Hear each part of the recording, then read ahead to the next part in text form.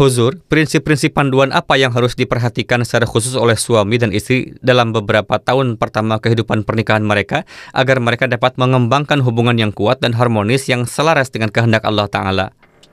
Pertama dan terpenting, seorang gadis dan seorang laki-laki harus memahami bahwa mereka berdua memiliki kelemahan dan kekurangan. Tidak ada individu yang sempurna. Allah berfirman bahwa hanya ada satu orang yang sempurna yang lahir di dunia ini, dan itu adalah Hadrat Muhammad SAW. Oke? Semua orang lain memiliki kelemahan. Abaikan kelemahan satu sama lain ketika Anda melihatnya, lewatkan kelemahan tersebut. Oke? Baik, Huzur. Duduklah dan diskusikan hal-hal yang menjadi minat bersama di antara kalian. Jika ada seorang laki-laki yang berpendidikan tinggi yang merupakan seorang cendekiawan, dan gadis itu bahkan belum menyelesaikan sekolah menengahnya di Jerman misalnya, maka keduanya tidak akan cocok secara intelektual. Gadis-gadis sering belajar lebih banyak daripada laki-laki, dan laki-laki sedikit kurang berpendidikan pada umumnya. Namun mereka bisa mengatasinya. Saya telah memperhatikan banyak pemuda yang datang dari Jerman. Sebenarnya saya bertanya dengan heran bahwa gadis-gadis berpendidikan baik, beberapa adalah guru, sementara yang lain adalah dokter.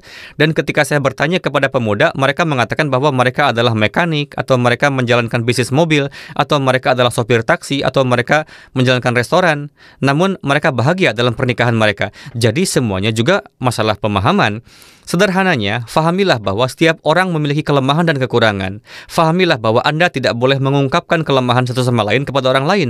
Sebaliknya, Anda harus mengabaikannya dan melewatkannya. Dengan begitu, kehidupan pernikahan Anda akan lebih baik. Dan ketika Anda memiliki anak, itu akan berdampak positif pada mereka. Oke? Kemudian ketika Anda memiliki anak-anak, orang tua harus siap untuk berkorban. Dan mereka harus berusaha untuk memperbaiki akhlak mereka. Kemudian untuk meningkatkan hubungan Anda dengan Allah Ta'ala. Suami dan istri harus sama-sama fokus pada salat mereka. Beribadah kepada Allah Ta'ala dan laksanakan salat Anda. Jangan salat dengan cepat-cepat dan sekadar melakukan gerakan-gerakan salat. Sebaliknya, seseorang harus berdoa kepada Allah Ta'ala agar dia menumbuhkan cinta dan kasih sayang di antara kita dan memungkinkan kita untuk melatih akhlak anak-anak kita dengan cara di mana mereka berusaha untuk mengikuti jalan yang benar, yang mengarah pada kebenaran, dan yang bebas dari pengaruh negatif masyarakat. Jadi suami dan istri juga harus memanjatkan doa-doa ini. Hal utama adalah seseorang harus selalu mengingat Allah. Tanamkanlah rasa takut kepada Allah Ta'ala dan dalam diri Anda.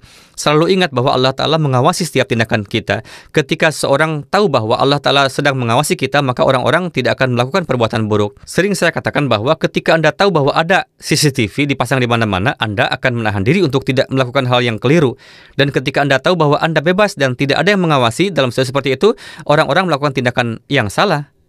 Jadi penglihatan Allah Ta'ala jauh lebih luas daripada CCTV, karena dia melihat dari kanan, kiri, dan bawah, atas. Penglihatan kamera terbatas pada sudut tertentu dan Anda hanya dapat melihat dari sudut itu ketika Anda melihat dari sudut tersebut. Sedangkan Allah Ta'ala mengawasi kita dari segala sudut. Ketika Allah mengawasi kita dari segala sudut, seseorang harus mengembangkan rasa takut kepada Allah Ta'ala dan seseorang harus melakukan segalanya demi Dia. Seseorang bisa saja mengatakan bahwa tidak ada Tuhan, kemudian melakukan apapun yang mereka inginkan. Tetapi jika Anda percaya kepada Allah Ta'ala, maka Anda harus melakukan segalanya demi Dia. Hadrat Ahmad Jan pernah menasihati bahwa jika seorang suami marah, istri harus menasihati suaminya tentang perbuatan yang salah yang dia lakukan pada waktu yang tepat ketika kemarahannya mereda. Jika Anda mencoba menasihati dalam keadaan marah, maka pertengkaran atau perkelahian akan terjadi, dan kemudian bahkan mungkin sampai pada tahap di mana suami menyuruh istrinya pulang ke rumah ibunya. Anda harus melindungi diri Anda dari mencapai tahap seperti itu. Berusahalah untuk hidup bersama secara damai dan rukun. Jika istri marah, maka suami harus bersikap diam.